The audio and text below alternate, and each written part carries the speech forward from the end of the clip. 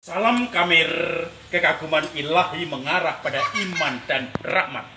Saudara-saudari yang terkasih, saya sedang berada di Guci, di terase Guci, dan saya merasakan sejuk dengan segala berkat yang menyegarkan kita.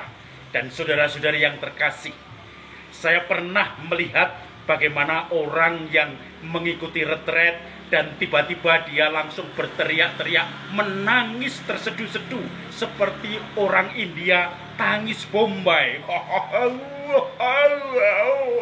Karena apa? Karena ternyata dia ingin bertobat. Kemudian dalam retretnya dia merasa ini waktunya saya berubah. Tetapi setelah pulang dalam kehidupan sehari-hari, dia merasa kembali lagi dengan kejatuhan, kelemahan yang sama. Jatuh lagi, jatuh lagi, jatuh lagi. Dan lupa pada tangisan Bombay yang ingin mengubah hidupnya itu. Maka saudara-saudari yang terkasih, itu namanya pertobatan psikologis yang hanya berhenti kepada ketika selesai retret atau rekoleksi, tetapi tidak masuk di dalam kehidupan sehari-hari. Injil hari ini bicara tentang banyak orang ingin berjumpa dengan Yesus karena ingin disembuhkan. Mereka semua berlomba-lomba ingin mendengarkan dan melihat seperti apa Yesus itu. Dan ternyata Yesus terdesak karena banyak orang ingin menjamah jubahnya. Lalu ia meminta perahu supaya dia bisa mengajar di situ. Setiap kali dia bertemu dengan orang yang kerasukan setan, setan-setan pun berteriak, "Aku tahu engkau anak Allah yang kudus dari Allah." Lalu Yesus melarang mereka untuk berbicara tentang itu, untuk berbicara tentang bahwa dirinya anak Allah. Karena apa?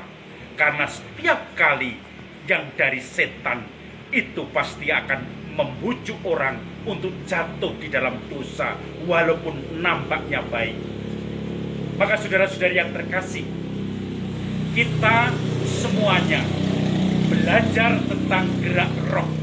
Bagaimana kalau kita merasa tadi dalam pengantar di mana saya bercerita tentang orang mau bertobat, menangis terseduh-seduh, ketika pulang dalam kesibukan, dalam keluarga, kembali lagi pada kelemahan yang sama. Maka kita perlu melihat itu dorongan roh apa yang membuat kita semakin merasakan seakan-akan itu hebat, tetapi ternyata setelah itu kita jatuh lagi. Maka disitulah ada pembedaan roh. Setiap kali yang diajak oleh setan akan membimbing kita jatuh di dalam kelemahan dan dosa. Maka kita perlu melihat itu, dari mana gerakan-gerakan itu.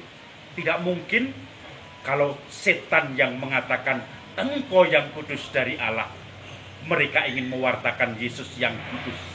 Mereka tentu akan mengajak kamu tidak usah memikul salib. Kamu kemudian memahami Mesias, bukan Mesias yang menderita untuk sampai pada kebangkitan, tetapi Mesias yang harus menang, harus sukses, harus berhasil, harus mendapatkan segala sesuatu.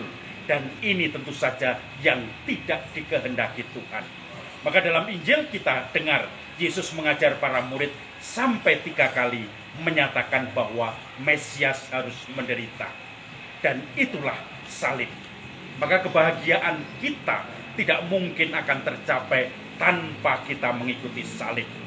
Saudara-saudari yang terkasih, mari kita pupuk kesetiaan kita di dalam memikul salib, kesetiaan kita terhadap tanggung jawab kita, agar kita nanti bisa menemukan kebangkitan, kegembiraan karena iman dan kesetiaan kita.